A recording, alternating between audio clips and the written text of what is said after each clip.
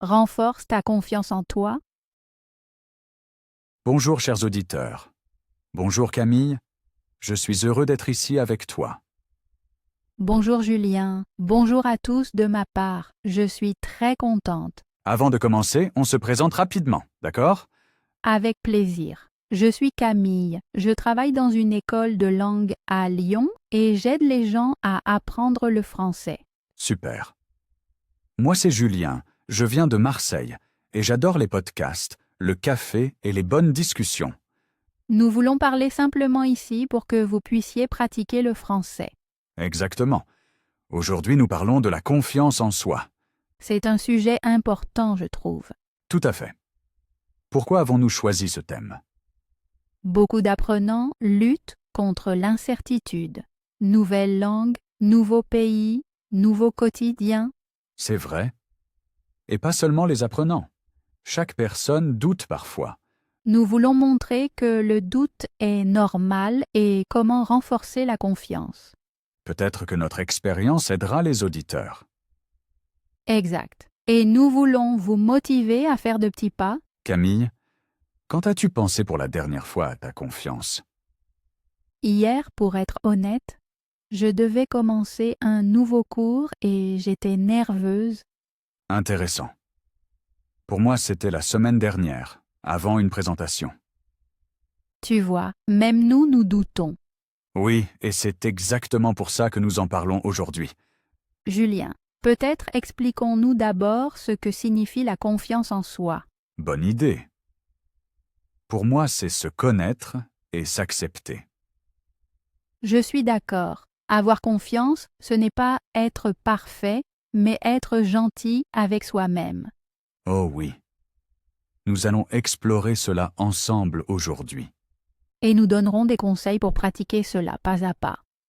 Mais d'abord, Camille, comment te sens-tu ici au studio? Un peu nerveuse, mais aussi heureuse. Les micros sont nouveaux pour moi. Je comprends.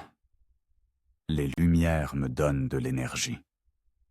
Espérons que cette énergie arrive jusqu'aux auditeurs. Bien sûr. D'ailleurs, vous pouvez nous écrire plus tard ce que confiance veut dire pour vous.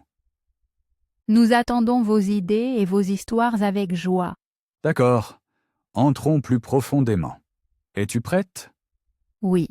Alors commençons par la signification du mot. Parfait. Chers auditeurs, installez-vous confortablement. Prenez peut-être un thé ou un café comme chez un ami.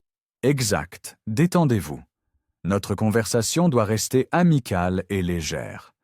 Et, espérons-le, utile.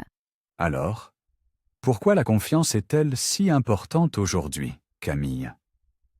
Parce que le monde est bruyant. Les réseaux montrent seulement les succès. Cela met la pression. Je suis d'accord. Beaucoup se comparent sans cesse.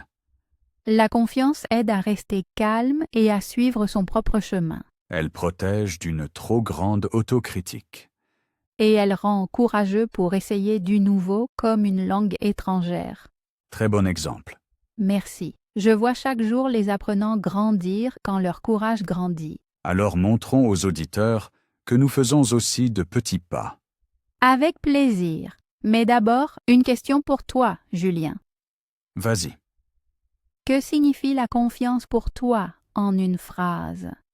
Cela veut dire que je suis un bon ami pour moi-même. Bien dit. Merci. Maintenant, on commence vraiment. Prenez stylo et papier si vous voulez prendre des notes. Ou tapez simplement sur le téléphone, comme vous voulez. D'accord. Commençons par notre premier point. Comprendre la confiance. Super, allons-y. D'abord, une petite définition très simple. Oui. Avoir confiance, c'est s'aimer même quand on a des erreurs. Les erreurs sont normales. Personne n'est parfait, même pas les profs de langue. Ah, c'est vrai! Moi aussi, j'oublie parfois un mot. Cela rassure sûrement beaucoup d'auditeurs. J'espère. Donc, vous pouvez faire des erreurs et rester fiers. Cette idée est la base de la confiance. Nous donnerons des conseils concrets plus tard. Pour l'instant, comprendre la base suffit. Camille, je pense que c'est un bon moment pour une petite pause mentale. Inspirez profondément une fois. Une insécurité marquante. Bienvenue dans notre deuxième partie. Nous allons parler d'histoire personnelle maintenant. Exact. Je vais raconter un souvenir qui m'a beaucoup aidé. Je suis curieux. Quand se passe l'histoire? J'avais 16 ans et je travaillais l'été dans une petite librairie. Ça semble cosy, mais à cet âge, on est souvent incertain. Absolument. Je me sentais alors presque invisible et très timide. Quelle était ta tâche dans la boutique? Je rangeais les livres, tenais la caisse et aidais les clients. Et où était le problème? J'avais peur de faire des erreurs, surtout devant les clients plus âgés. Je comprends. Les clients âgés paraissent parfois sévères. Un jour, une dame d'environ 70 ans est entrée dans la boutique. D'accord? Je vois la scène devant moi. Elle cherchait un livre de poèmes précis. Je ne l'ai pas trouvé tout de suite. Et ton incertitude a grandi? Oui, mes mains tremblaient un peu. Je sentais mes joues devenir rouges. Qu'a fait la cliente? Au lieu de se plaindre, elle a souri avec patience. C'est gentil. Après quelques minutes, j'ai trouvé le livre dans le mauvais rayon. Soulagé? Oui, complètement. Je le lui ai donné et je me suis excusée plusieurs fois. Et ensuite? Elle m'a regardé gentiment et a dit une phrase que je n'oublierai jamais. Laquelle? Elle a dit « Mon enfant, la perfection est ennuyeuse. Les faux pas créent des histoires. » Waouh, c'est puissant. J'étais surprise. Elle a ajouté « Tu as été serviable et honnête. C'est cela qui compte. » Comment t'es-tu sentie? Soudain, je me suis sentie chaude et légère. C'était comme si quelqu'un allumait une lumière. Un instant court, mais avec un grand effet. Oui, j'ai compris que le doute est normal et que l'humanité est précieuse. Ton comportement a-t-il changé après cela? Petit à petit, j'ai commencé à parler directement aux clients, même si mon cœur battait fort. Respect. De petits pas, un grand effet. Exact. À la fin de l'été, je pouvais même donner des conseils de lecture, Sans peur? avec un reste de peur, mais avec du courage. C'est la différence. Je trouve ton histoire très inspirante. Merci. Peut-être que certains auditeurs s'y reconnaissent. Sûrement. Beaucoup ont eu des jobs similaires quand ils étaient adolescents. J'espère qu'ils voient qu'un mot gentil peut changer une vie. Absolument. Parlons vite de la leçon. Avec plaisir. Premièrement, le doute est un signal, pas un arrêt.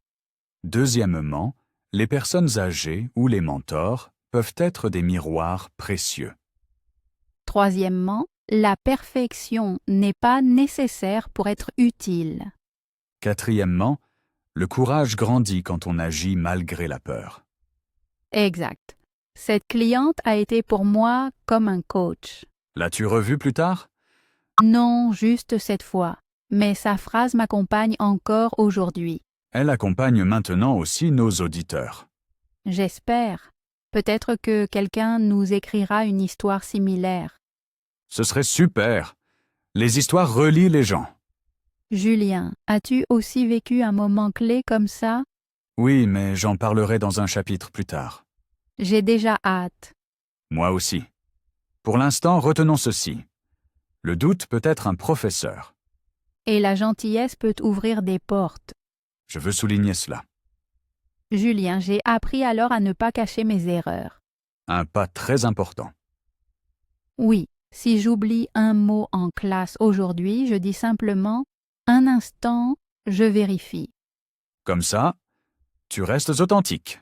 Les apprenants voient que les profs apprennent aussi.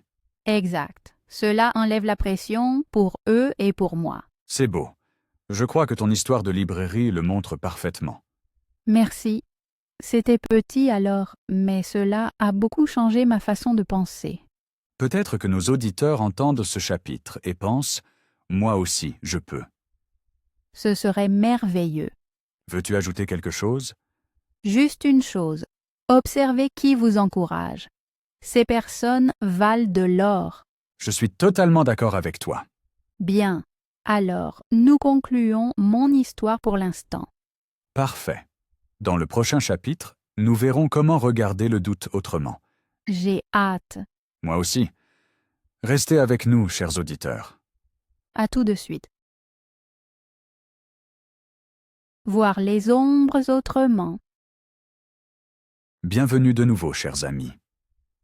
Maintenant, regardons les incertitudes sous un nouvel angle. Oui, Julien, j'aime comparer les doutes à de petites ombres qui marchent à nos côtés. Belle image. Les ombres ne sont pas méchantes, elles montrent juste qu'il y a de la lumière. Exact. Si nous changeons la lumière, les ombres bougent, mais elles restent dans le décor. Avant, je voulais simplement couper mes ombres. Cela n'a jamais marché. Moi aussi. Puis j'ai compris que les ombres montrent où je peux grandir. Peux-tu donner un exemple? Bien sûr, j'avais peur de parler fort.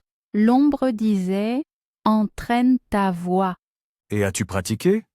Oui, chaque matin je lisais une page à voix haute, d'abord doucement, puis plus fort.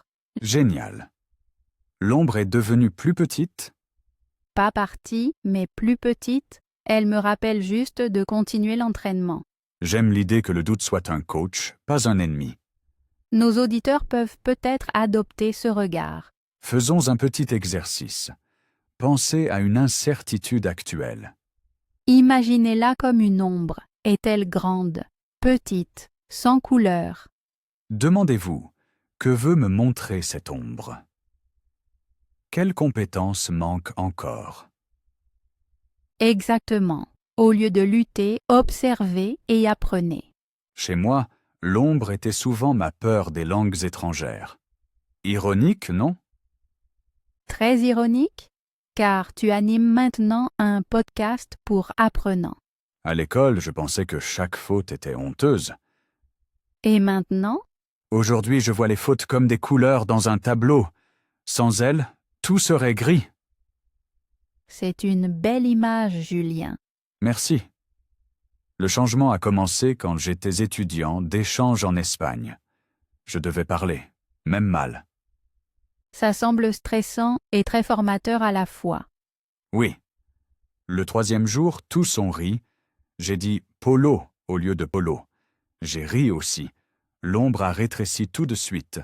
Rire aide vraiment, non? Tout à fait. Quand nous rions, la peur perd du pouvoir.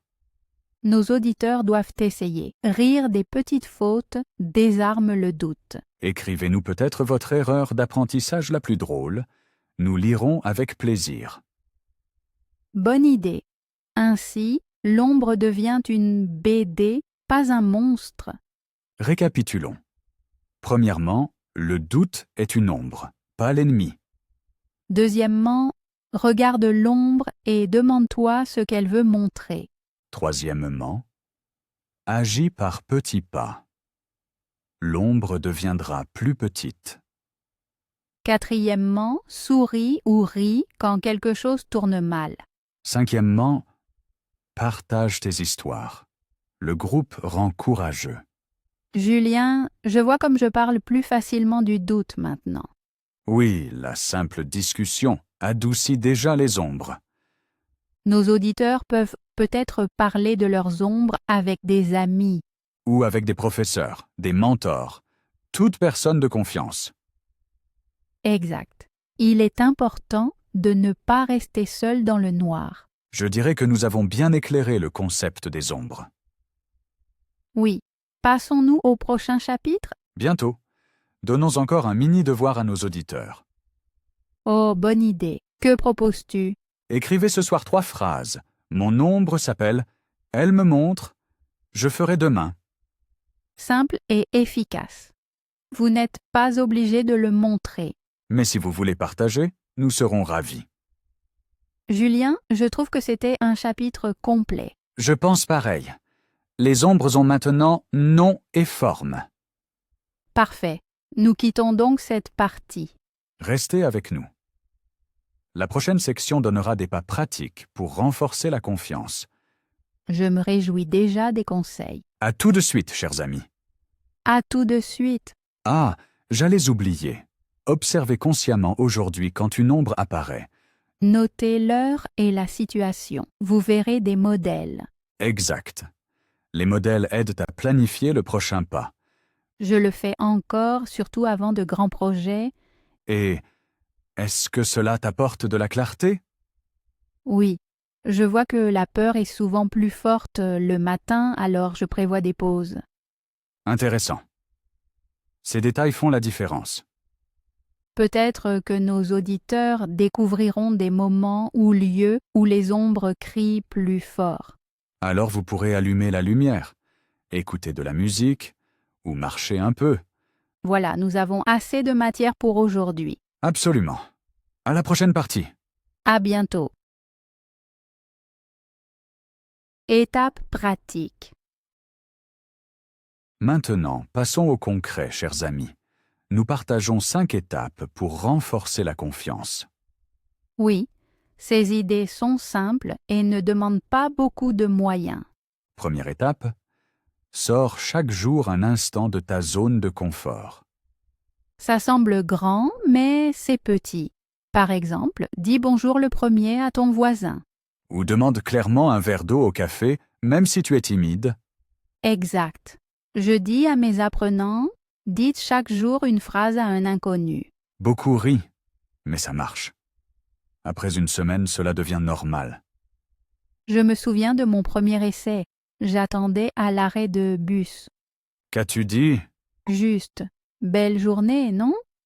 L'homme a souri. C'est tout. Mais l'effet était énorme, non? Oui, mon cœur battait vite, mais j'étais fière. Deuxième étape, fais attention à ta posture. Imagine un fil qui tire ta tête vers le haut. Épaules en arrière, poitrine ouverte. Ainsi tu montres de la force, dedans et dehors. Essayons-le vite. Chers auditeurs, redressez-vous maintenant. Sentez-vous ce petit boost d'énergie? Moi, oui. Moi aussi, la posture influence la pensée, le montre la recherche. Troisième étape, prépare-toi bien. Beaucoup pensent que la confiance est un sentiment, mais la préparation est une base solide. Imagine une présentation. Plus tu répètes, plus tu es calme. J'écris les points clés sur des cartes, puis je parle à voix haute devant le miroir. Moi, j'utilise mon téléphone. Je m'enregistre et j'écoute l'audio. Au début, sa propre voix semble étrange, mais ça passe. Quatrième étape. Fais des mini-défis mensuels. Chaque mois, une petite aventure, cinéma seul, nouveau hobby, guider une visite. Le mois dernier, je suis parti randonner seul. D'abord étrange, puis libérateur. Moi, j'ai dirigé un projet d'équipe. J'avais des doutes, mais ça a marché. Planifier aide. Fixez une date et offrez-vous un gâteau après. Très important, car la récompense fixe le succès dans le cerveau. Cinquième étape. Apprivoise le critique intérieur. Le critique dit « Tu n'y arriveras jamais ». Nous répondons « J'essaie quand même ». J'utilise la méthode stop et échange. J'arrête la phrase négative tout de suite. Puis tu la remplaces par une phrase réaliste, n'est-ce pas? Oui. Au lieu de « je vais me ridiculiser », je dis « je peux apprendre et m'améliorer ». C'est pareil pour les débutants en français. Écrivez 2 phrases sur un papier. À gauche, le critique, à droite, la nouvelle version. Collez la feuille sur le frigo, vous la verrez chaque jour. Camille, jouons un petit exemple? Volontiers. Je suis le critique. Ton accent est ridicule. Ma nouvelle version, mon accent montre que j'apprends avec courage. Bravo. On se sent tout de suite mieux. Chers auditeurs, faites ce jeu maintenant dans votre tête. Un autre conseil. Utilisez vos amis comme miroir positif. Demandez-leur Qu'apprécies-tu chez moi? La réponse surprend souvent. Un jour, on m'a dit que mon calme donne de la sécurité aux autres. C'est vrai chez toi. On le sent aussi ici au studio. Merci Julien, ça me renforce encore. Tu vois, déjà un petit boost. Encore une mini-idée. Tenir un journal de réussite. Chaque soir, notez 3 choses qui ont bien marché. Ainsi, le cerveau voit les progrès au lieu des seules erreurs. J'écris même des choses minuscules, comme lever à l'heure. C'est exactement ce qui rend la tâche facile. Récapitulons vite les 5 étapes. Premièrement, quitter la zone de confort chaque jour. Deuxièmement, soigner la posture. Troisièmement, bonne préparation. Quatrièmement, défi mensuel. Cinquièmement, reformuler le critique intérieur. Option plus, demander aux amis et tenir un journal de réussite. Exact. Julien, quel exercice testes-tu cette semaine? Je vais me tenir droit chaque matin et dire fort « Bonjour ». Bien. Moi, je vais demander le chemin à une inconnue, même si je connais la ville. Courageux et efficace. Cher auditeur, choisissez maintenant votre première étape. Écrivez-la et partagez-la si vous voulez. Nous sommes curieux de vos idées et expériences.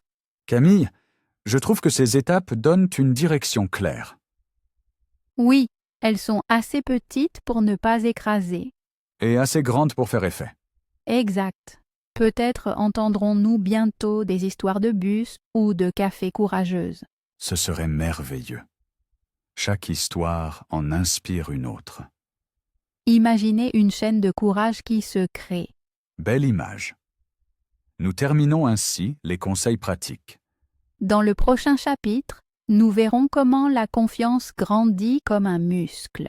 Restez avec nous. Prenez de l'eau, étirez-vous. On revient tout de suite. À tout de suite. Grandir comme un muscle. Bienvenue de retour, chers amis. Maintenant, nous parlons de croissance lente et régulière. Oui, nous disons souvent. La confiance est comme un muscle. On l'entraîne souvent. Si on fait des pompes une seule fois, on n'a pas des bras forts. Exact. On ne gagne pas une grande confiance après un seul moment de courage. Donc, il faut répétition, pause et patience. Oui, beaucoup abandonnent parce qu'ils attendent un grand saut. Ils devraient fêter les petits progrès à la place. Je parle de mon exercice de voix. Je lisais 5 minutes à voix haute chaque jour. 5 minutes semble peu, mais sur un mois, cela fait plus de 2 heures. Oui, cela s'additionne. Après 3 mois, ma voix était plus forte. Mon exemple est la course. J'ai commencé par 1 minute de course, puis 1 minute de marche. On appelle cela intervalle. Combien de temps pour courir 10 minutes sans arrêt? Environ 6 semaines. Chaque semaine, j'ajoutais 1 minute de course. Parfait. On travaille le muscle du courage de la même façon. Le repos est aussi important. Un muscle grandit pendant la pause. C'est pareil pour la confiance. Après une grande présentation, il faut du repos. On peut marcher, prendre un bain ou juste dormir. Beaucoup oublient la pause et se demandent pourquoi ils sont soudain épuisés. Cela m'est arrivé après 3 jours de séminaire intense. J'étais vide. Qu'as-tu fait alors? Je me suis offert un dimanche entier sans rendez-vous. Après, je me sentais plus sûr. Bon point. Donc, entraînement plus repos égale croissance. Mettons-le en formule. Action de courage. Plus repos. Plus de confiance. J'aime ça. Parlons aussi de progression. Progression veut dire augmenter un peu l'effort quand cela devient facile. Par exemple, si dire bonjour au café devient facile, demande le gâteau préféré de la vendeuse. Exact. Un pas de plus, comme ajouter du poids en musculation. Je dis à mes élèves, d'abord sonner en français à la porte, puis bavarder dans le couloir. Belle image. Beaucoup rient, hein, mais cela marche. Julien, quand as-tu utilisé la progression pour la dernière fois? Le mois dernier au webinaire. D'abord, j'ai fait le mot de bienvenue. Ensuite, j'ai géré les questions. Super. Et ton sentiment? D'abord nerveux, puis content. Maintenant, je veux animer tout le webinaire seul. C'est une vraie montée. Chers auditeurs, imaginez un petit escalier. Chaque marche est un nouveau petit défi. Restez sur la marche jusqu'à ce qu'elle soit facile, puis montez. Et si vous glissez, pas de drame, remettez le pied. Oui. Un muscle perd de la force après une longue pause, mais il se souvient. On appelle ça mémoire musculaire. Pour la confiance, il existe mémoire du courage. Beau mot. Mémoire du courage garde les succès passés. D'où le journal de réussite. Il nourrit cette mémoire. Je relis parfois mes anciens mots quand je doute. Et ça aide. Beaucoup. Je pense. J'ai réussi cela, donc je peux réussir ceci. C'est l'effet recherché. Notre cerveau aime les preuves. Faisons un petit exercice pour vous. Avec plaisir. Fermez les yeux un instant si possible. Pensez à un petit succès de la semaine dernière. Ressentez la chaleur ou le sourire dans le corps. Ouvrez les yeux. Cette sensation est votre poids intérieur. Soulevez-le chaque jour quand le doute arrive. Technique simple mais forte. Julien, parlons aussi de buts réalistes. Bien sûr, un but trop grand peut blesser le muscle. Par exemple, demain je parle 1 heure devant 100 personnes est trop grand. Mieux. Demain je dis 10 phrases devant 5 amis. Exact. Les buts SMART aident. Simple, mesurable, attirant, réaliste, temps clair. Version A2. Clair, comptable, amusant, possible, avec date. Parfait. Le but devient concret. Mon but actuel. Apprendre un nouveau nom dans l'immeuble chaque semaine. Bonne idée. Cela aide langue et communauté. Camille, as-tu un but muscle en cours? Oui. Dans 3 semaines, parlez 10 minutes sur les livres sans notes. C'est faisable et clair. Je m'exerce 2 minutes par jour et j'augmente doucement. Je suis sûr que tu y arriveras. Merci. Le compliment est aussi un booster. Oui, quand quelqu'un dit « bien joué », on se sent plus fort. Donc, trouvez des partenaires d'entraînement. Grandir ensemble est amusant et motive. Julien, je crois que nous avons bien expliqué l'idée du muscle. Moi aussi. Nous avons couvert entraînement, pause, progression, but et partenaire. Passons doucement à la fin de ce chapitre. Avec plaisir. Écrivez aujourd'hui un petit but muscle. Et notez aussi un vrai moment de repos. N'oubliez pas de fêter votre succès, même petit. Nous croyons que vous serez plus fort, pas à pas. Dans le prochain chapitre, nous résumons les points clés et cherchons des idées communes. Restez avec nous. Buvez un peu d'eau ou étirez les bras. À tout de suite, chers amis. À tout de suite. Conclusion partagée. Bienvenue de retour, chers auditeurs. Nous avons beaucoup parlé d'entraînement et de croissance. Maintenant, nous nous demandons, qu'est-ce qui relie tous nos points? Oui, Julien. Je vois un fil rouge. La confiance naît de petits choix conscients que nous faisons chaque jour. Exact. Chaque décision est comme une brique. Beaucoup de briques construisent une maison solide. J'aime cette image. Une maison avec des fenêtres pour la lumière, donc l'ouverture, et des portes pour de nouvelles chances. Très poétique. Je remarque que nous avons souvent parlé de courage heurté de gentillesse. C'est vrai, le courage sans gentillesse peut sembler dur. La gentillesse sans courage reste parfois silencieuse. Le mélange rend fort et sympathique. C'est aussi important pour la langue que pour d'autres domaines. Julien, fixons 3 idées centrales qui nous ont tous les deux convaincus. Avec plaisir. Première idée, accepter les erreurs, car elles sont des professeurs.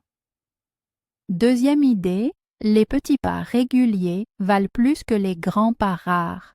Et troisième idée, chercher du soutien auprès des personnes ou des outils. Je sens combien il est apaisant de dire ces points à voix haute. Moi aussi. C'est comme une liste interne que l'on garde toujours avec soi. Peut-être que les auditeurs feront une vraie liste et la mettront près du bureau. Super idée. On la voit alors pendant l'étude ou le travail? Julien, nous avons tous les deux vécu succès et revers. Qu'est-ce qui t'a aidé à continuer après un revers? Franchement, l'humour. Quand je peux rire de moi, la peur disparaît. Moi aussi. Et la musique. Une chanson peut changer complètement mon humeur. Bonne idée. Peut-être que chacun créera une playlist de courage. Oui, 3 chansons qui donnent tout de suite de l'énergie. Chers auditeurs, notez vos chansons juste après cet épisode. Et mettez-les fort quand le doute frappe. Camille, vois-tu un autre point sur lequel nous sommes d'accord? Oui, les pauses ne sont pas un signe de faiblesse, mais une partie du plan. Exact. Les pauses rechargent la batterie et protègent du découragement. Je pense que beaucoup se reconnaissent ici. Tout le monde connaît la fatigue. Justement. Le fait de partager crée du lien et donc une nouvelle confiance. Julien, nous pourrions résumer nos idées en une phrase courte. Que penses-tu de petits pas courageux, beaucoup de gentillesse, bonne pause? Parfait. Cela tient sur un autocollant.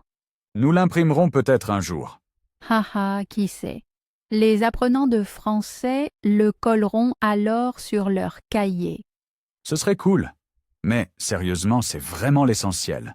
Je sens que notre échange devient complet. Nous approchons d'un terrain commun. Oui, un sol sur lequel tout le monde peut tenir, quel que soit le niveau de langue.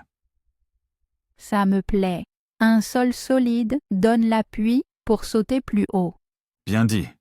Chers auditeurs, vous avez maintenant des outils pour préparer votre saut. Et nous sommes ici, nous applaudissons et nous vous encourageons. Tout à fait. Votre voyage est unique, mais pas solitaire. Julien, as-tu une dernière question pour moi avant de conclure? Oui? Quel mini-pas feras-tu aujourd'hui? Je vais demander à la caissière du supermarché sa recette préférée. Courageux et gentil à la fois. Ce soir, je ferai un compliment à mon voisin parce qu'il arrose toujours les fleurs. Ça semble merveilleux. Peut-être que cela inspirera nos auditeurs à choisir tout de suite une idée. Vous pouvez l'écrire tout de suite. Mon pas aujourd'hui, puis allez-y. Et si vous voulez, partagez-le avec nous. Nous lirons tout avec plaisir. Camille, je pense que c'est le bon moment pour passer au résumé. Je suis d'accord.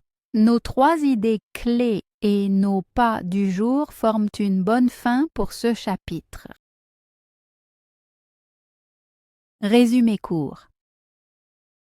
Camille, notre échange d'aujourd'hui était vraiment fluide et plein de bonne énergie. Je suis d'accord, Julien. L'ambiance était ouverte et sincère. Je pense que ta phrase sur les petits pas et la gentillesse est une belle conclusion. Exact. Veux-tu que je résume brièvement tout ce dont nous avons parlé? Avec plaisir. Ainsi nos auditeurs auront une vue claire. Voici donc le bref résumé. Nous avons d'abord dit que la confiance, ce n'est pas 0 doute, mais accepter ses erreurs et avancer.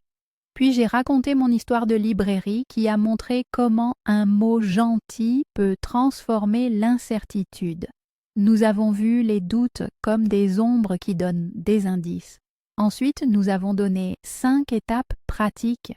Sortir de la zone de confort et redresser la posture, se préparer, lancer des défis mensuels et calmer le critique intérieur. Nous avons aussi parlé d'idées bonus, journal de réussite, playlist de courage et soutien des amis.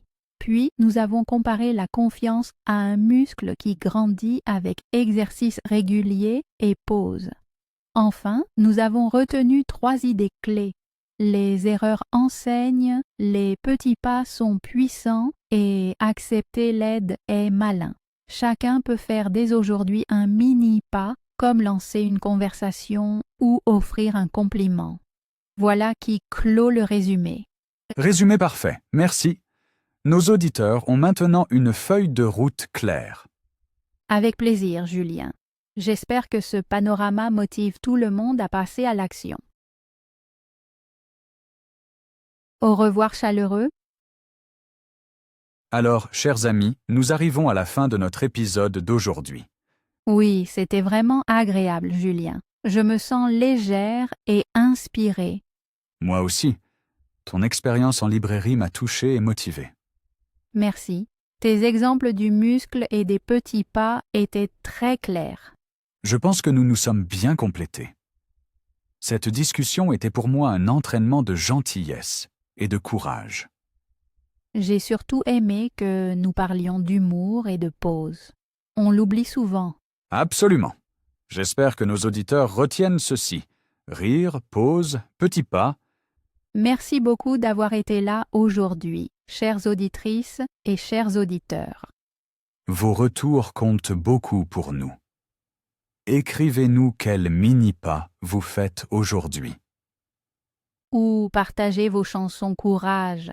Peut-être découvrirons-nous de la nouvelle musique.